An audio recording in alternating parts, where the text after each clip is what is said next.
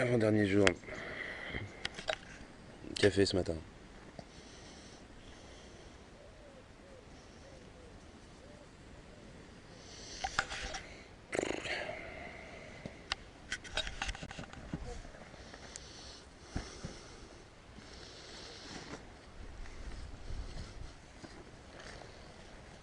Donc après, on partait en route, on faisait le petit briefing de mission tous les matins au camping et après on checkait tous les points de ravito. Donc c'était souvent des checkpoints tous les 5 km à peu près. Non, franchement, je vis plutôt normalement. Je vis plutôt normalement. Je mange bien ça. On mange bien, on vit bien. On a vu quelques photos apparemment. Il y en a qui prennent soin de vous pour les repas. Ah ouais, carrément. Ouais. Non, c'est top. Non, là-dessus, j'ai pas fait attention plus que ça se passe bien. Comme ça marche comme ça en fait. La machine elle fonctionne bien comme ça. Je vais pas changer de régime pour 10 jours alors que quand je vais reprendre quand je vais repartir, je vais refaire n'importe quoi.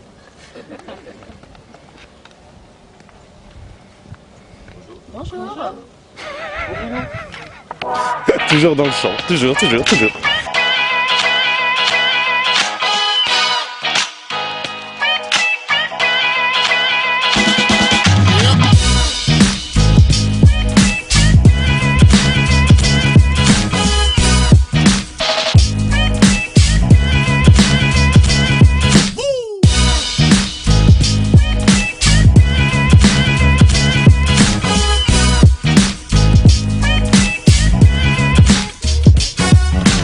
Allez, chauffe toi. On t'attend. Elle a bien tenu la cartouche. Ouais, mais parle pas trop vite. Alors qui c'est qui fait à dîner ce soir? D'accord, Ça a tenu les 10 jours? Ouais. Il y en a une de secours? Non, justement, il n'y en a qu'une. Ah, Donc on va essayer de remercier Decathlon jusqu'à la fin.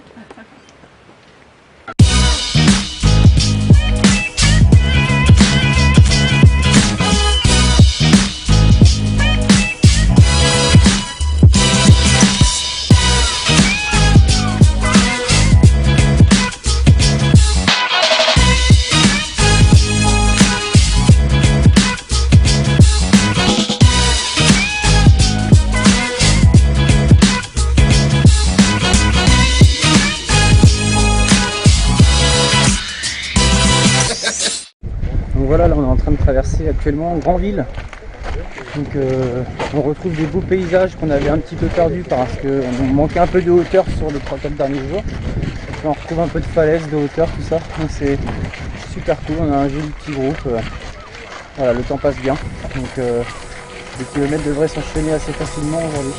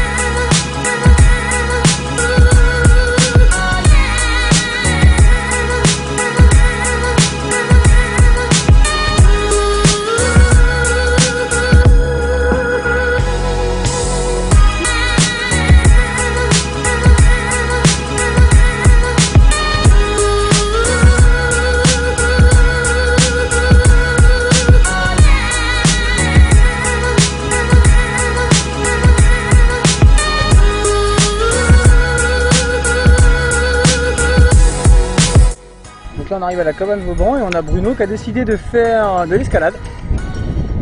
Il est grimpé en haut du rocher pour profiter au maximum de la vue que ça lui offre. Moi je dois avouer que j'ai plus les jambes pour faire ça.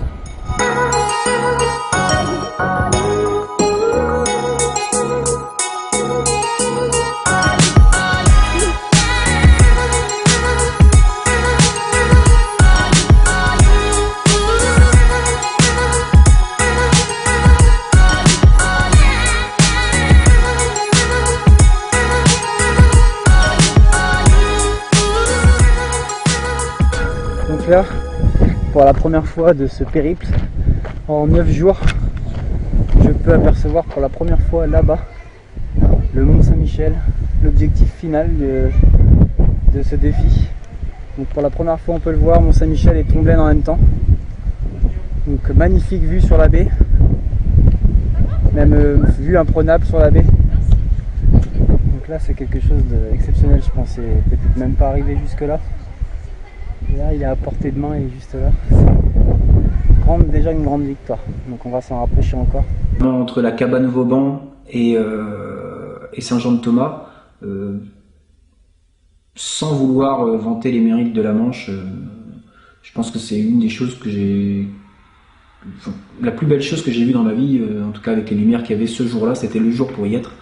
Et on a fait plusieurs arrêts d'ailleurs pour profiter, c'était magnifique. Ouais. L'étape 9, c'était quand même une étape assez costaud. Donc fallait monter dans les falaises et tout. Voilà, c'était pas une randonnée non plus de débutants. Mais il y avait des portions assez dangereuses, qu'on était au bord de la falaise, tu tombes, t'es dans la mer. Donc c'était assez hard quoi. Enfin, fallait vraiment être préparé, c'était pas forcément pour tout le monde quoi. Donc là on a attaqué la descente de Champeaux vers Saint-Jean-de-Thomas. Donc grosse descente, on a des vues incroyables. Donc je pense qu'ils en font, pour moi en tout cas à mon sens, et je pense au sens de mes camarades aussi, la plus belle étape de ce GR 223 avec pour point d'orgue toujours le Mont Saint-Michel là-bas. Donc on aura fait du chemin quand même. Là on doit être à peu près au 380e kilomètre. On est content d'en arriver là. Saint-Jean-de-Thomas. Vieux panneau, ouais. Vous êtes à sec? Ah, on est à sec là. Ouais.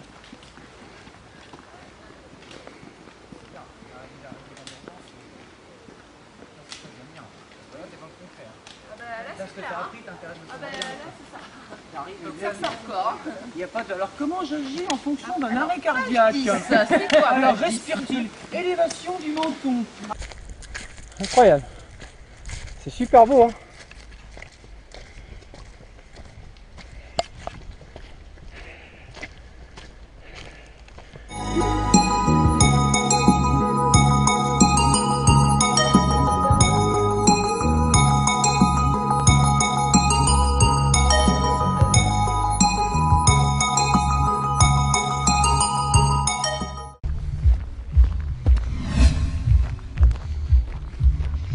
Bon bah voilà, étape 9 bouclée, étape 10 demain, dernière ligne droite, l'équipe du TDC. Oh que oui. Et la belle équipe. Voilà.